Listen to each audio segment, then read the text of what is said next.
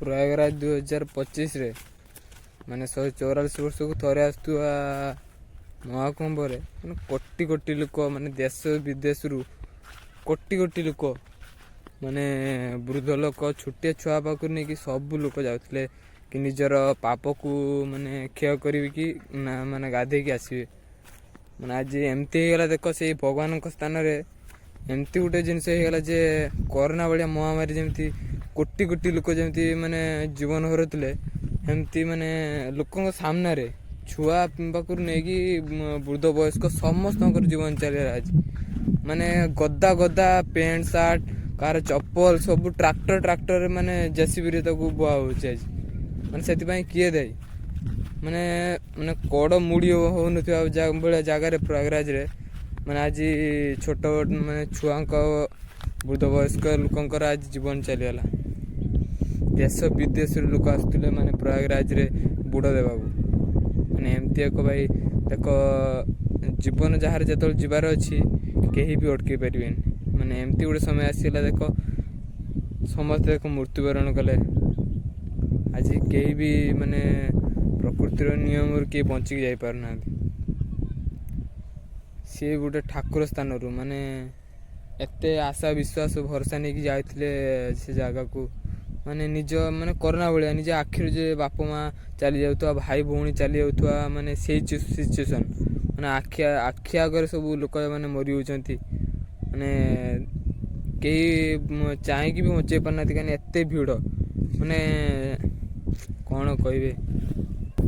କ'ଣ ପ୍ରୟାଗରାଜରେ ସେଇଭଳିଆ ମାନେ ମାନେ ଯାତ୍ରୀଙ୍କ ପାଇଁ ମାନେ ସୁବିଧା ସୁଯୋଗ ନଥିଲା କି? ମାନେ ପ୍ରଧାନମନ୍ତ୍ରୀକୁ ଲୁଚିବା ପାଇଁ କି ମୁଖ୍ୟମନ୍ତ୍ରୀ ନିଜ ଷ୍ଟେଟ୍ର ମୁଖ୍ୟମନ୍ତ୍ରୀକୁ ଲୁଚିବା ପାଇଁ ସେ ଯେ ଅନୁଷ୍ଠାନରେ ଯେ ମେଳାରେ ଯିଏ ସବୁ ଅଛନ୍ତି ଷ୍ଟାଫ୍ ମାନେ, ସେମାନେ ଠିକ୍ ସେ କାର୍ଯ୍ୟକାରୀ କରିପାରିଲେନି କି କ'ଣ ପାଇଁ ଏମିତି ହେଉଛନ୍ତି ଯେ କେତେ ଲୋକ ମରିଛନ୍ତି ସବୁ ମାନେ ଅଛପା ରଖୁଛନ୍ତି, ମାନେ କହୁନାହାନ୍ତି। ଏତେ ଲୋକ ମରିବା ସତ୍ତ୍ୱେ ବି ମାନେ ନିଜେ ଦେଖୁଥିବେ କୁଡ଼ ମାନେ ତାଙ୍କର ଶବ ମାନେ ଆଖି ଆଗରେ ଗଦା ହେଇଛି। କିଏ କାହା ଉପରେ ଚାଲିକି ଯାଉଛି ଜଣାପଡ଼ୁନି, ଏଇଟା ଶବ କି କ'ଣ ଭାଇ ଜଣାପଡ଼ୁନି।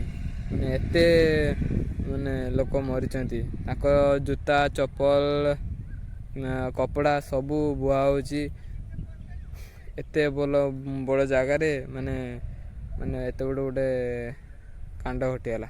ମାନେ ସେଇ ଜାଗାରେ ଭାଇ ଯେଉଁମାନେ ଥିଲେ ସେମାନେ ନିଜେ କହୁଛନ୍ତି କି ଆମେ ଅନ୍ୟକୁ ସାହାଯ୍ୟ କରୁଛେ କି ତାଙ୍କୁ ଟାଣିକି ଆଣୁଛେ ବାହାରକୁ, ମାନେ ସେଇ ଭିଡ଼ରୁ ଟାଣିକି ଆଣୁଛେ, କିନ୍ତୁ ସେ ଆମ ଆଖି ଆଗରେ ମରି ହେଉଛନ୍ତି। ମାନେ ଆମେ ତ ନିଜେ ଯାଇନୁ ସେ ଜାଗାକୁ, ଦେଖିନାହୁଁ, କିନ୍ତୁ ଆମେ ଯାହା ସୋସିଆଲ ମିଡ଼ିଆରେ ଦେଖୁଛୁ, ଯାହା ନ୍ୟୁଜ୍ରେ ଦେଖୁଛୁ, ମାନେ କେତେ ବଡ଼ ମାନେ ଦୁର୍ଘଟଣା ଗୋଟେ। ନିଜ ଆଖି ଆଗରେ ଲୋକ ମରି ହେଉଛନ୍ତି। ସେଇ ସିଚୁଏସନ୍ରେ ଯିଏ ଅଛି ସେ ଠିକ୍ ଜାଣିପାରୁଥିବ ଗୋଟେ ଜୀବନର ମୂଲ୍ୟ କ'ଣ ହେଲା। ସେ ନିଜକୁ ସହଯୋଗ କରିବା ପାଇଁ ବହୁତ ମାନେ ଚେଷ୍ଟା କରୁଛନ୍ତି, କିନ୍ତୁ ହେଇପାରୁନି। କାହିଁକିନା ବହୁତ ଭିଡ଼ ଭାଇ, ଏତେ ଭିଡ଼। ଲୋକମାନେ ନିଜକୁ ନିଜ ପରିବାରକୁ ବି ଚିହ୍ନି ପାରୁନାହାନ୍ତି ସେ ଭିଡ଼ରେ। କିଏ ଗଲା କିଏ ବଞ୍ଚିଲା, ବହୁତ ଭିଡ଼ ଭାଇ। ମାନେ ତୁମେ ବିଶ୍ୱାସ କରିପାରିବନି, ଲୋକମାନେ ଏମିତି ମାନେ ପଡ଼ିଛନ୍ତି ଯେ ତୁମେ ଦେଖିବ ଗୋଟେ ବ୍ୟାରେଜ୍ରେ ଯେମିତି ପଡ଼ିଛନ୍ତି ସେମାନେ ଲୋକଗୁଡ଼ା। ମାନେ ସବୁ ଠିଆ ହେଇଛନ୍ତି, ମାନେ ଯେମିତି ଜଣାପଡ଼ୁନାହାନ୍ତି, ମରିଲା ଭଳିଆ ଜଣାପଡ଼ୁନାହାନ୍ତି। ସେମାନେ ଠିଆ ହେଇଛନ୍ତି ନିଜ ଭିତରେ, ମାନେ କଥାବାର୍ତ୍ତା ଯେମିତି ହେଲା ପରି ମୁହଁକୁ ଚାହିଁକି ଠିଆ ହେଇଛନ୍ତି, କିନ୍ତୁ ସେମାନେ ଗୋଟେ ଡେଡ୍ ହେଇଛନ୍ତି। ମାନେ ସେ ନିଜେ ମରି ହେଇଛନ୍ତି ଭାଇ। ମାନେ କେତେ ଦୁର୍ଘଟଣା, କେତେ ମାନେ ଦୁଃଖନୀୟ ଦୁର୍ଘଟଣା ଗୋଟେ କହିବାକୁ ଗଲେ। ନିଜ ସାମ୍ନାରେ ସେଇ ସାମ୍ନାରେ ଲୋକ ଠିଆ ହେଇଛନ୍ତି, କିନ୍ତୁ ସେଇ ତାଙ୍କ ମଝିରେ କିଛି ଲୋକ ମରିଯାଇଛନ୍ତି ଯେ ପୁରା ଠିଆ ହେଇଛନ୍ତି ଭାଇ। ବହୁତ ମାନେ ଦର୍ଦନାକ କୁହାଯାଏ ଯେମିତି ଆଉ ଗୋଟେ ସିଚୁଏସନ୍ ଏଟା। କାହାର ପାନ୍ କାର୍ଡ଼ ଆଧାର କାର୍ଡ଼ ସମସ୍ତଙ୍କର ମାନେ ଛିଞ୍ଚତ୍ର ହେଇଯାଇଛି, କିନ୍ତୁ ସେ ଲୋକ କିଏ ସେ କେଇଠି ଅଛି ତା ମାନେ କାହା ଖୋଜ ଖବର ନାହିଁ ତାର କିଛି।